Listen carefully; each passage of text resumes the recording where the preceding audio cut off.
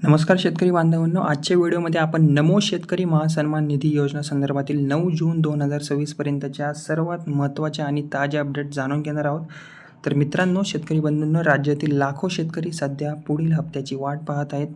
पुढील हप्ता नक्की मिळणार कधी, KYC करणे का आवश्यक आहे आणि लाभार्थी पडताळणी का सुरू आहे आणि कोणत्या शेतकऱ्यांना हप्ता मिळण्यात अडचणी येऊ शकतात, या सर्व प्रश्नांची उत्तरे आजच्या व्हिडिओमध्ये तुम्हाला मिळणार आहे. म्हणून हा व्हिडिओ शेवटपर्यंत तुम्ही नक्की पहा.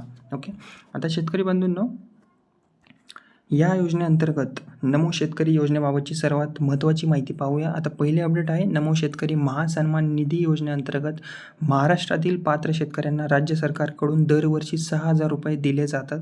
याशिवाय केंद्र सरकारच्या PM किसान सन्मान निधी योजनेअंतर्गत आणखी 6,000 रुपये दिले जातात. म्हणजेच किती, पात्र शेतकऱ्यांना वर्षाला एकूण 12,000 रुपयांचा आर्थिक लाभ मिळतो. ओके, आणि ही योजना राज्यातील लाखो शेतकऱ्यांसाठी आर्थिक आधार ठरत आहे.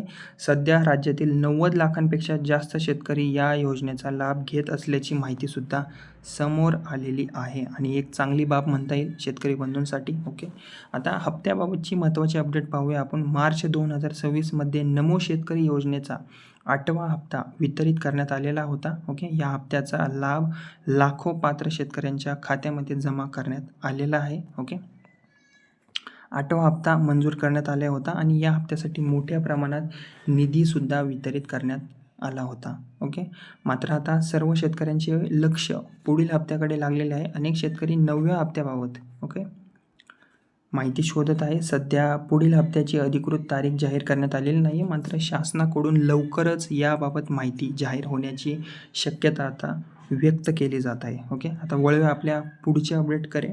ओके, आता सर्वात महत्त्वाचा मुद्दा म्हणजे KYC. ज्या शेतकऱ्यांनी अद्याप KYC पूर्ण केलेली नाही त्यांनी ती आता तातडीने लवकरात लवकर पूर्ण करणे आवश्यक आहे.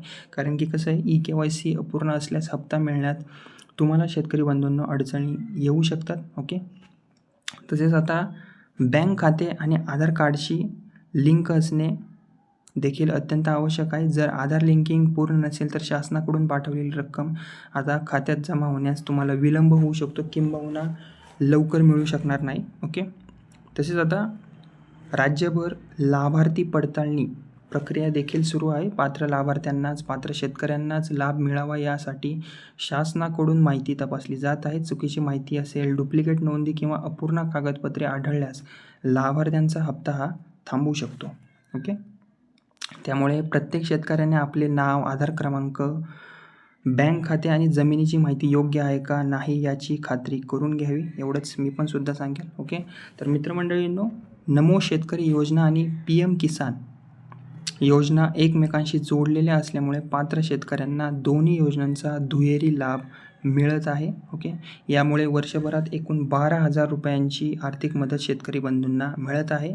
आजची सर्वात मोठी अपडेट म्हणता येईल की नमो शेतकरी योजनेचा लाभ आता सध्या सुरू आहे. 90 लाखांपेक्षा जास्त शेतकरी लाभ घेत आहेत आणि 8वा हप्ता वितरित झालेला आहे.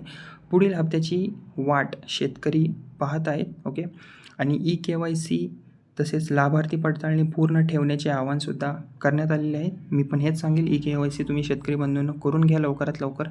तुम्हाला नमो शेतकरी योजनेचा हप्ता मिळालेला आहे का, तुमची KYC पूर्ण झाली आहे का आणि पुढील हप्ता कधी मिळेल असे शासनाकडून जेव्हा हा निर्णय येईल, ओके, पुढील हप्त्याबाबतचा, या चॅनलद्वारे मी नवीन व्हिडिओमार्फत तुम्हाला नक्कीच सांगेल माहिती ही.